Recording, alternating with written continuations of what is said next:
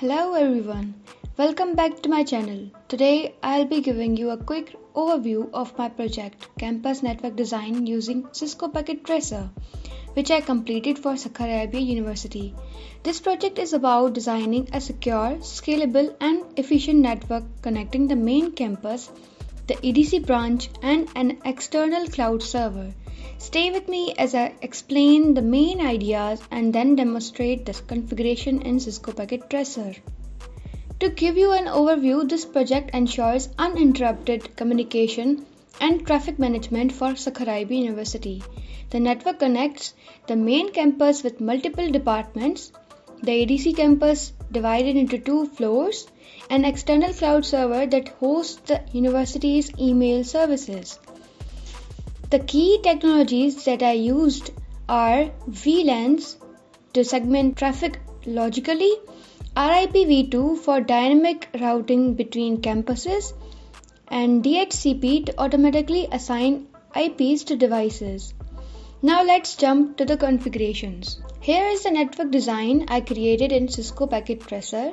Let me walk you through it step by step. In the main campus, each department is assigned a separate VLAN for logical traffic segregation. All switches are connected to a core switch which routes traffic to the main campus router. In main campus, there are 4 blocks: academic block 1 to 3 and the admin block. Each block contains different departments like CS, Computer Science, CSE, Computer System Engineering, and they have separate VLANs from 1 to 8 VLANs there are.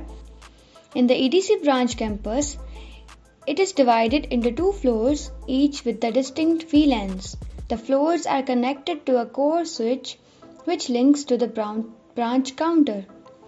And in EDC branch, there are different VLANs on different floors, ground floor and first floor, containing 9 and 10 VLANs. And third, cloud server. The email server is hosted in an external cloud. It allows the campuses to communicate with external entities securely. To connect all these VLANs, I configured trunk ports between switches. Trunking enables multiple VLANs traffic to flow over a single physical link.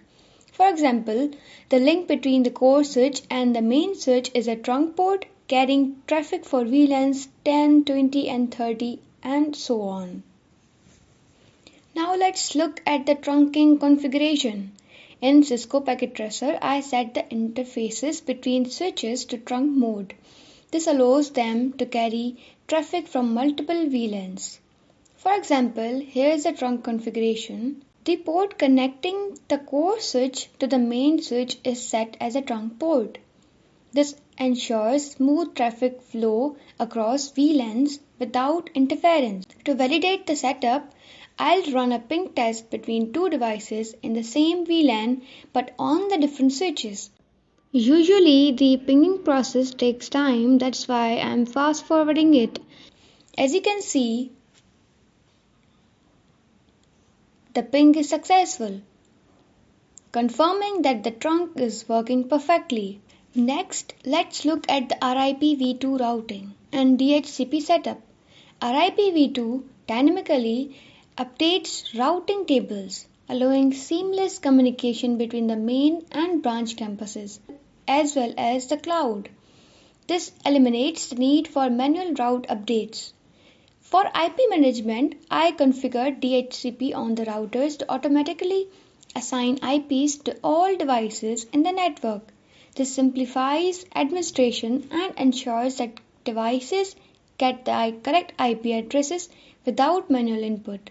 Now let's validate the entire setup. As you know, we did the ping test before. Now we will be doing the PDU test, testing that inter-department communication is valid or not. As you can see, the connection is valid. We will be doing more PDU tests between inter-departments and inter-campus communication to make sure the connections are valid and successful.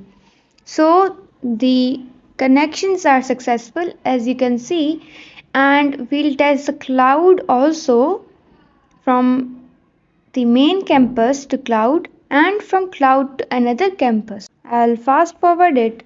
In conclusion, or we can say the outcomes that were observed were: first, interdepartment communication. Devices in different VLANs can communicate without any issues.